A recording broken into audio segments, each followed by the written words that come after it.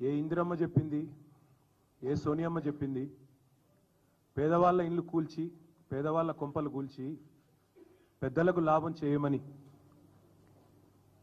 ఏ తల్లి చెప్పింది రేవంత్ రెడ్డికి అని చెప్పి ఇవాళ తెలంగాణలోని పేద తల్లులందరూ మా దగ్గరికి వచ్చి, మా నాయకత్వం దగ్గరికి వచ్చి మొరబెట్టుకుంటా ఉన్నారు.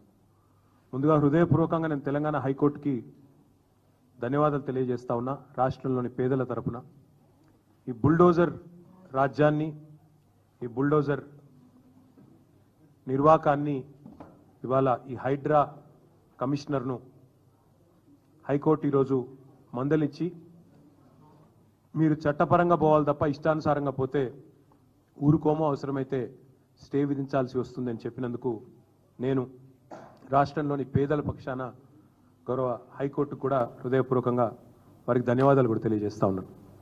మా లీగల్ సెల్ కూడా వారికి అండగా నిలబడ్డది. పేదలకి లంచ్ మోషన్లు కూడా మూవ్ చేశారు. వారికి కూడా హృదయపూర్వకంగా నేను ధన్యవాదాలు తెలియజేస్తా ఉన్నాను. నిన్న మొన్న క్షేత్రస్థాయిలో పెద్దలు జగదీష్ రెడ్డి గారు కానీ, హరీష్ రావు గారు కానీ, శ్రీమతి సబితా ఇంద్రారెడ్డి గారు, గంగుల కమలాకర్ గారు, మహమూద్ అలీ గారు, మా గౌరవ శాసనసభ్యులు దేవిరెడ్డి సుధీర్ రెడ్డి గారు, అదేవిధంగా వెంకటేష్ గారు, కాలేరు వెంకటేష్ గారు, ఇంకా చాలామంది, మా తమ్ముడు కార్తిక్ రెడ్డి గారు, ఇంకా శ్రీనివాస్ గౌడ్ గారు, ఇంకా చాలామంది మిత్రులు క్షేత్రస్థాయిలో నిన్న మొన్న తిరిగి ప్రజల్లో ఒక విశ్వాసాన్ని నింపే ప్రయత్నం కూడా చేశారు. వారికి కూడా మరి హృదయపూర్వకంగా నేను అభినందనలు కూడా తెలియజేస్తా ఉన్నాను. ఇవాళ నేను మీ ద్వారా ప్రజలకు చెప్పేది, ప్రభుత్వాన్ని సూటిగా అడిగేది ఒకటే. అసలు ఎవరి కోసం చేస్తున్నారు ఈ ప్రాజెక్టు ముందుగా చెప్పాలని చెప్పి నేను రాష్ట్ర ప్రభుత్వాన్ని అడుగుతా ఉన్నా. మీ ప్రాధాన్యాలు ఏంటి? మీరు ఇచ్చిన వాగ్దానాలు ఏంటి? మీరేం చెప్పారు?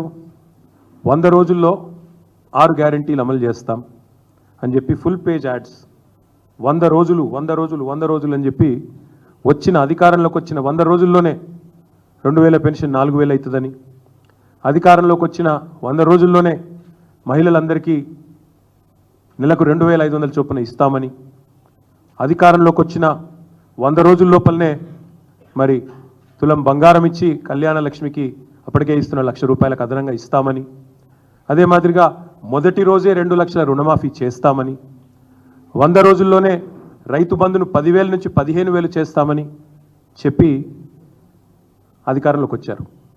వచ్చి ఇప్పటికి 300 రోజులు దాటింది. ఈ రోజుతో 300 రోజులు దాటింది. 100 రోజుల్లో చేస్తానని చెప్పిన ఒక్క మాట చేయకపోగా 300 రోజులు దాటినా కూడా ఎప్పుడు చేస్తారో కనీసం స్పష్టత ఇవ్వకుండా, ఇవాళ అక్కరకు రాని, అక్కర లేని, ప్రజలు కోరుకొని ఏదో కాస్మెటిక్ ఎన్హాన్స్మెంట్ కోసం 1,50,000 కోట్ల రూపాయలు ఖర్చు పెడతాము అంటే, నేను రాష్ట్ర ప్రభుత్వాన్ని, ముఖ్యంగా ముఖ్యమంత్రి రేవంత్ రెడ్డి ఎవరైతే ఈరోజు మున్సిపల్ శాఖ చూస్తూ ఉన్నారో ఆయన సూటిగా అడుగుతా ఉన్నా, మీరు ఏం ఆశించి చేస్తున్నారు ఈ ప్రాజెక్ట్? దయచేసి చెప్పండి. ఒకవైపేమో ఖజానాలో పైసలు లేవు, లంకె బిందెలు లేవు అని మీరే చెప్తారు. అప్పుల కోసమే అప్పులు కట్టాల్సి వస్తుందని మీ ఉప ముఖ్యమంత్రి చెప్తాడు. ఇంతవరకు కనీసం ఒక్క పని కూడా మీరు సవ్యంగా ఇచ్చిన హామీ ఒకటి నెరవేర్చలేదు. రుణమాఫీ అన్నారు, దేవుళ్ళ మీద ఒట్టు పెట్టారు, 15 ఆగస్టు అన్నారు, డిసెంబర్ 9 అన్నారు, ఇప్పటివరకు అది కూడా పూర్తి చేయలేదు. ఒక్క గ్యారంటీ కూడా ఇంతవరకు అమలు చేయలేదు. ఒక్కటంటే ఒక్కటి కూడా అమలు చేయలేదు. 420 హామీలు ఉన్నాయి, ఒక్కటి కూడా ఇప్పటివరకు 10 నెలలు అమలు చేసిన పాపన పోలేదు. ఒక్క కొత్త ఉద్యోగం కూడా ఇవ్వలేదు. కానీ ఈరోజు దాదాపు 25,000 కుటుంబాలను రోడ్డు మీద పడేస్తా, 1,00,000 మందిని నిరాశ్రయులను చేస్తా అని మూసీ బాధితుల పాలిట ఒక కాలయముడిలాగా ముఖ్యమంత్రి గారు మారిపోయినారు. నేను ముఖ్యమంత్రి గారిని ఒకటే అడుగుతా ఉన్నా, మీకు ఎవరిచ్చారు ఈ అధికారం? అసలు తప్పు చేసింది ఎవరు? నేరం చేసింది ఎవరు?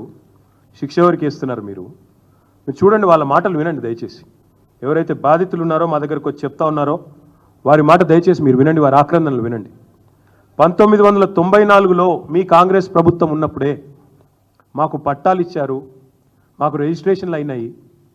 అప్పటి నుంచి ఇప్పటి వరకు అక్కడే ఉంటున్నాం. 30-35 ఏళ్ళ నుంచి ఉంటున్నాం, 40 ఏళ్ళ నుంచి ఉంటున్నాం, 50 ఏళ్ళ నుంచి ఉన్న వాళ్ళు ఉన్నాం. కాంగ్రెస్ ప్రభుత్వంలోనే మాకు పట్టాలు వచ్చినాయి, కాంగ్రెస్ ప్రభుత్వంలోనే మా రిజిస్ట్రేషన్లు అయినాయి, కాంగ్రెస్ ప్రభుత్వంలోనే మేము ఇల్లు కట్టుకున్నాం అని చెప్పి వాళ్ళు చెప్తా ఉన్నారు. ఈరోజు వాళ్ళు అడుగుతూ ఉన్నారు, మరి ఆనాడు రిజిస్ట్రేషన్ చేయించుకున్నప్పుడు కానీ, బిల్డింగ్ పర్మిషన్లు ఇచ్చినప్పుడు కానీ, ఆనాడు ప్రాపర్టీ ట్యాక్స్ కట్టించుకున్నప్పుడు కానీ, మాకు కరెంటు కనెక్షన్ ఇచ్చినప్పుడు కానీ, మంచినీళ్ళ బిల్లు కట్టుకున్నప్పుడు కానీ ఆ రోజు లేని అభ్యంతరాలు ఈ రోజు ఎందుకు వస్తున్నాయని వాళ్ళు అడుగుతున్న సూటి ప్రశ్నకు ప్రభుత్వం దగ్గర సమాధానం ఉందని నేను అడుగుతాను.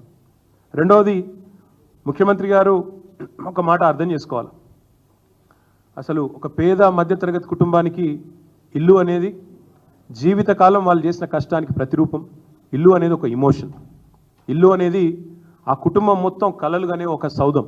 అదేదో కేవలం ఒక 4 ఇటుకలు లేదా 2 రాళ్ళు పెట్టి కట్టిన ఒక కట్టడం కాదు. ఇల్లు అనేది ఒక జ్ఞాపకాల పొదరిల్లు. అలాంటి ఇల్లును మీరు నిర్దాక్షిణ్యంగా కూల్చేస్తామంటే ఆ బాధ మీకు తెలియకపోవచ్చు రేవంత్ రెడ్డి గారు, మాకు తెలుసు. మా కుటుంబం స్వయంగా కేసీఆర్ గారి కుటుంబం ఒకసారి కాదు 2 సార్లు డిస్ప్లేస్ అయ్యాం మేము.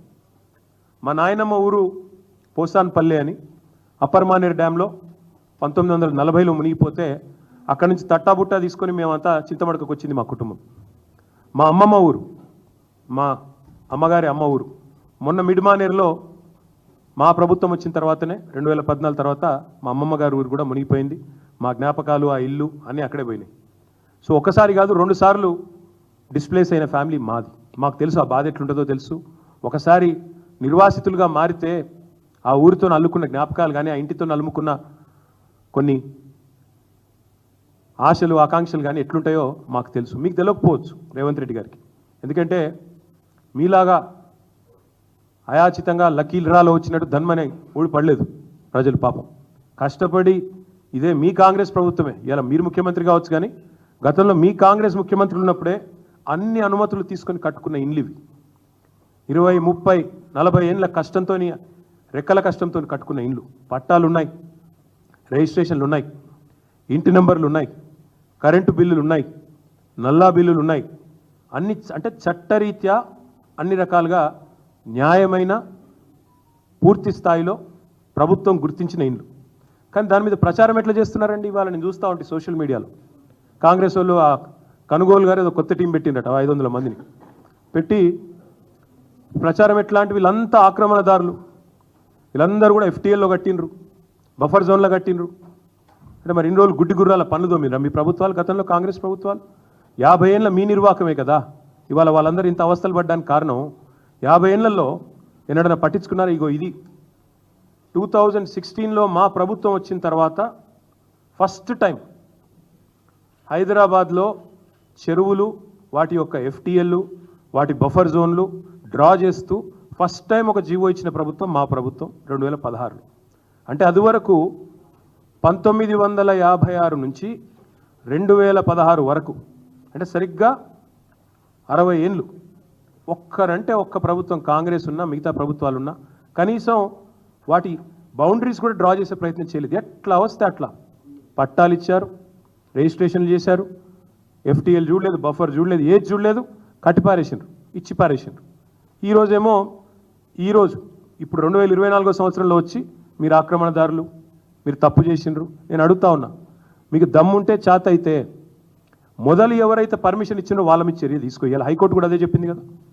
ఎవరైతే పర్మిషన్ ఇచ్చిండ్రో ఆనాడు, ఎవరైతే అధికారులు, ఎవరైతే ఆనాడున్న ప్రభుత్వాలు, ఎవరెవరైతే ఈ ఆక్రమణలను, మీరు ఈరోజు ఆక్రమణలు అంటున్నారు కదా, వాటిని ప్రోత్సహించిన వాళ్ళు ఉన్నారో మీ ప్రభుత్వాలే గతంలో, వాళ్ళ మీద చర్య తీసుకో. ఎందుకు మరి మేము 2016లో వచ్చి ఈ జీవో ఇచ్చేదాకా ఎందుకు మీ ప్రభుత్వాలు ఎన్నడూ పట్టించుకోలేదని నేను అడుగుతా ఉన్నా.